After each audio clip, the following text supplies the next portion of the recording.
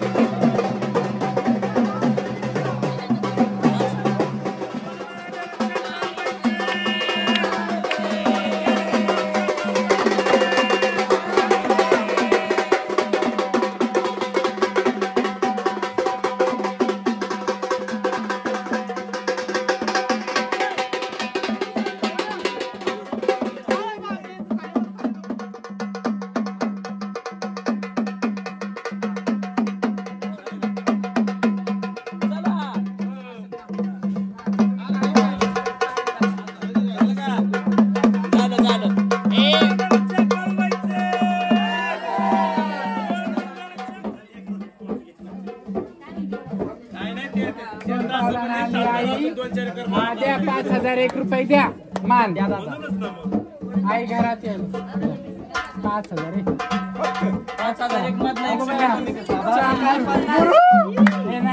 नाही असलं नाही अजिबात कळवायचे.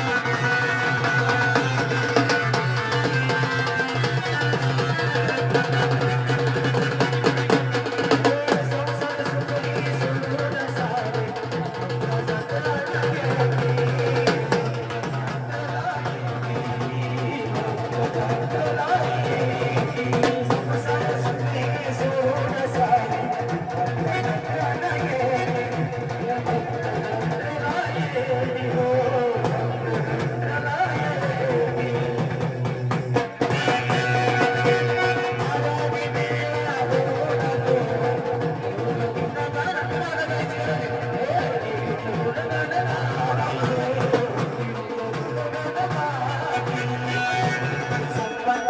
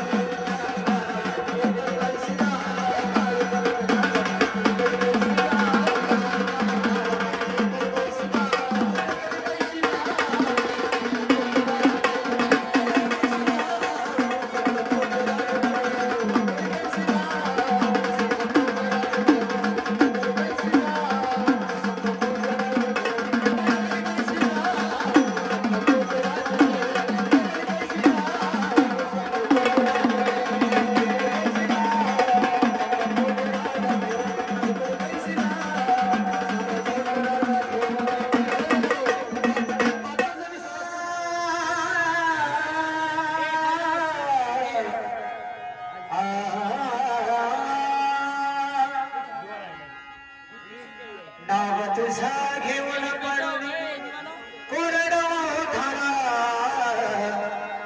कोरड ओठाना मरण पुन्हा जन्म घ्यावा गुरुच्या पावना मरण पुन्हा जन्म घ्यावा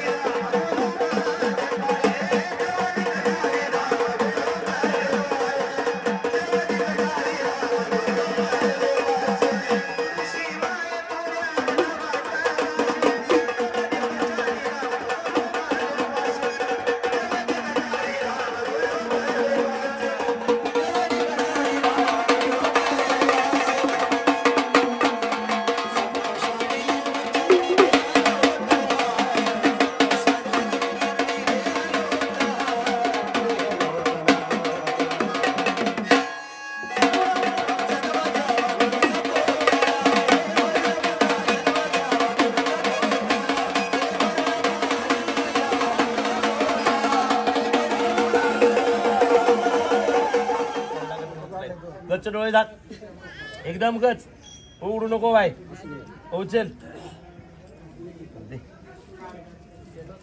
हा तुला तर माहितीच आहे तरी पण एकदा सांगतो आपण फळ हे गुरुला फळ दान केले काहीतरी घेताना काहीतरी द्यावं लागतं. अशा आपली चाललेली रीतच आहे. त्या रीतीप्रमाणे तुला जगदंबा दिली, बरोबर आहे. आणि जगदंबाच्या बदल्यात तुम्हाला हे गुरुला फळ अर्पण केले. हे फळ कधी खायचं नाही, फळाचं काय खाण्यात आलं नाही पाहिजे, बरोबर आहे का. त्याला गुरु फळ मानतात. माझ्या पाठीला डोळे नाही, बरं दी तुला जगदंबा बसून दिली, तिला चौंगी डोळे. जो माणूस आपल्या गुरुला फसवतो, तो देवादिकाला फसवतो, साऱ्या जगाला फसवतो, तो एक नंबर फसव्या म्हणायचं त्याला. जरी आपण नाही म्हणलो, माणूस नाही म्हणला, तर ती जगदंबा म्हणती. तिच्या दारामध्ये कधी त्या माणसाला जागा नसती जो माणूस. कारण की का, आपण जन्माला येतो, या पृथ्वी तलावर जन्माला येतो. जन्माला आल्यानंतर आपण पहिले जग बघतो आपल्या आई वडिलांमुळं. सगळ्यात पहिले गुरु आपले आई वडील असतात, बरोबर आहे. आई वडिलांमुळे जग कळलं, बरोबर आहे का, चुकीचं आहे. त्यानंतर आपण गुरु करतो का, दैव कळलं पाहिजे. काय कळलं पाहिजे, दैव हे आपलं मोक्ष मिळायचं एक ठिकाण आहे, बरोबर आहे का ना. मोक्षासाठी काय पाहिजे, दैव. आणि दैव पाहिजे, दैव कुणामुळे दिलं जातं, कोणामुळे भेटलं जातं, गुरुमुळे. किती तप तपश्चर्या, कधी जरी तुला दिलेला मंत्र मी आजच्या मितीला दिलेला मंत्र जरी तुला अगोदर येत असेल, अगोदर माहीत असेल, बरं या चौकावर बसून कुडीच्या मांडीला मांडी लावून जो कानामध्ये मंत्र दिला जातो, त्याने खरं आपली कुडी शुद्ध होती आणि आपल्याला मोक्ष मिळण्याचं ठिकाण भेटतं, बरोबर आहे का. तर त्यासाठी मग जिथं आपण ज्याने आपल्याला हे दाखवलं, जग दाखवलं, त्याला विसरू का नाही. तसं ज्याने दैवत दाखवलं त्याला इसरायचं नाही, बरोबर आहे का. इसरायचं नाही म्हणजे ज्या समानच तू तुझे आई वडील मानले, त्या समाज गुरु मानला पाहिजे. गुरु हा दुसरे तुझ्या जीवनामधले तुझे वडील, तुझी आई आहे, बरोबर आहे का. या नीतिमत्ताने ह्यानेच आपल्याला चालायचं आहे.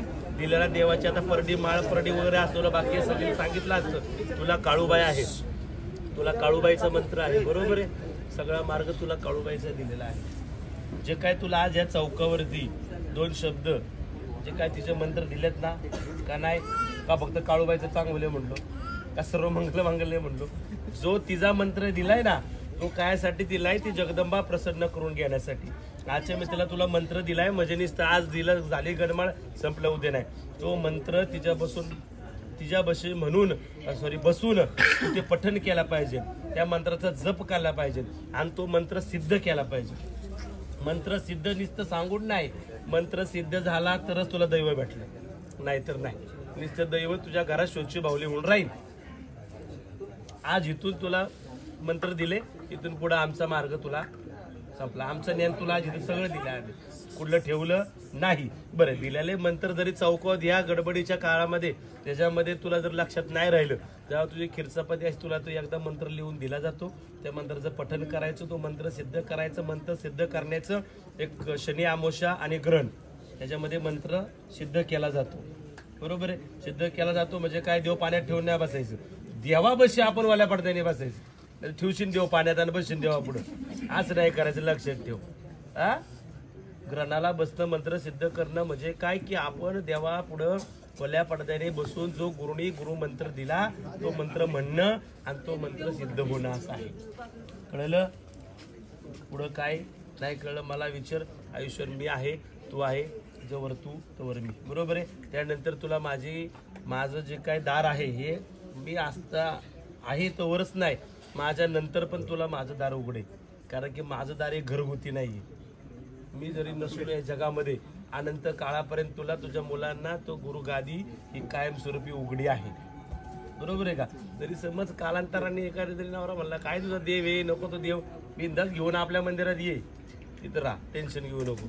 हाय बाप बघ, बापाने तेवढं कमवून पण ठेवलंय की मंदिरात 2000 माझ्या लेकी मी संभळण एवढं माझ्या लेकींसाठी कमवून ठेवलंय, एवढं मंदिर बांधून ठेवलंय आणि त्या मंदिरात तुमचं पोट भरण एवढं पण मी करून ठेवलं, बरोबर आहे का. द्यायचं कारण नाही.